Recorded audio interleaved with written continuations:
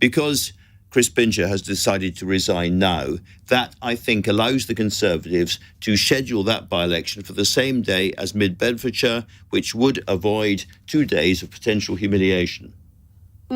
I mean, if we look at the last set of by-elections that we had just before parliamentary recess, a lot of people were saying that obviously Labour was set to win Uxbridge. Selby would have been held by the Conservatives, and obviously the Lib Dems going to get Summerton and Frome. Obviously, so much chaos happened. Labour didn't get Uxbridge, they ended up getting Selby. I think we could see a similar sort of like mishmash happening if we were to see these two by-elections held on the same day. Same day, yeah. We've got Patrick McFadden, who's now leading the national campaigns for Labour. He's got a wealth of experience, I think. We shouldn't underestimate his ability. He's a formidable fellow. Well, quite. Yeah, absolutely. Absolutely. Now, Natasha, I want to just get a little bit into the as it were, the opportunities and the problems, because Mid-Beds is a constituency where you've got quite a popular local Conservative candidate, I gather.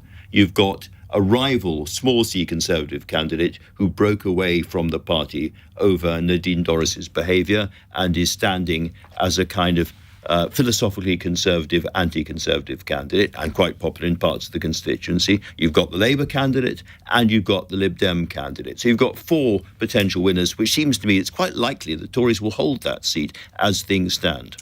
I think that's an interesting theory. I think you're right in terms of the amount of people that are obviously in that seat and the high profileness of Nadine Dorris's scathing resignation and her hitting out at Rishi Sunak.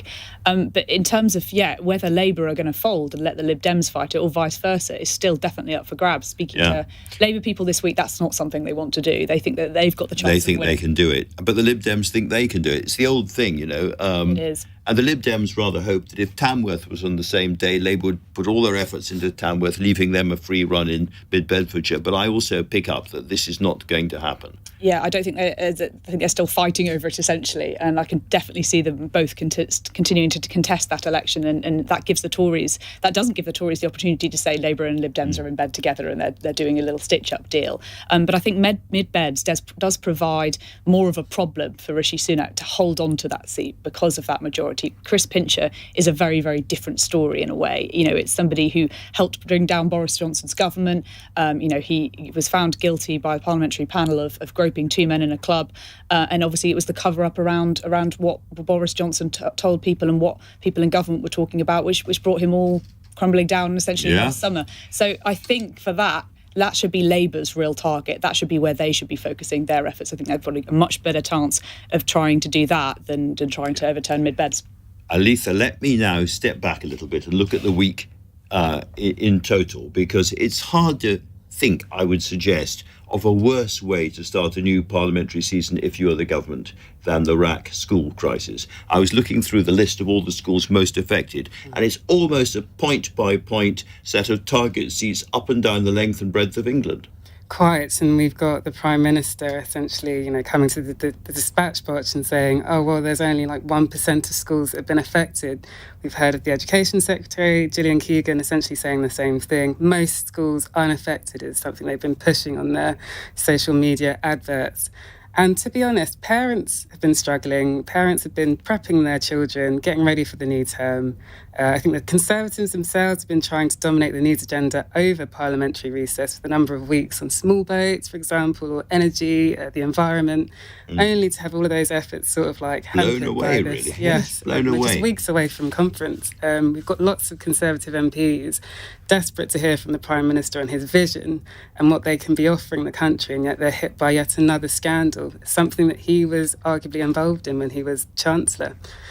And we should never write the Conservatives off or the Prime Minister. He did rather well in Prime Minister's questions, a lot of people feel, this week. And he has this extraordinary, bouncy, rubbery resilience. The worse it gets, the broader his smile, the more bouncy he appears to be. And he's bouncing off to India, where he will have a great time.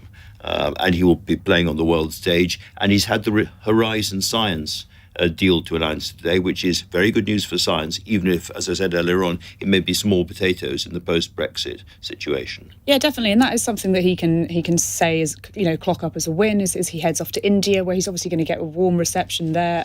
As obviously it's from the first British Prime Minister of Indian descent, have Indian relatives still living over there. So I think he will have quite a nice reception from the G20. But equally, with these summits, they've always got the potential to go horribly wrong, and there's a lot of geopolitics on the agenda that Rishi will have to carefully navigate, not least the war in Ukraine, which is going to dominate, and obviously the talk about an India trade deal. And obviously, Rishi's got a fine line to balance there, because he wants to, get Modi on side for a trade deal, but equally Modi and India haven't been the most helpful in standing up to Russia over the Ukraine war. That's absolutely right.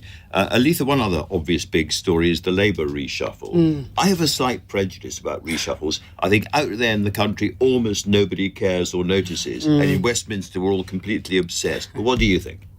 I mean, it's as much as we've been saying all week, really. It really is the return of the Blairites and the era and the period of Gordon Brown, we can say. I want to challenge you on that. You see, I'm not sure that is the motivation. I think Starmer is looking around for people of experience who know something about government, and inevitably the only ones left who have that happen to have worked for Blair and Brown. I'm not sure they're all kind of ideological Blairites. No, I wouldn't say. I mean, there are still people remaining of the soft left, like Louise Hay, Annalise Dodds, who isn't as vocal as she used to be before she became party chair, and obviously Ed Miliband, Shadow Environment Secretary.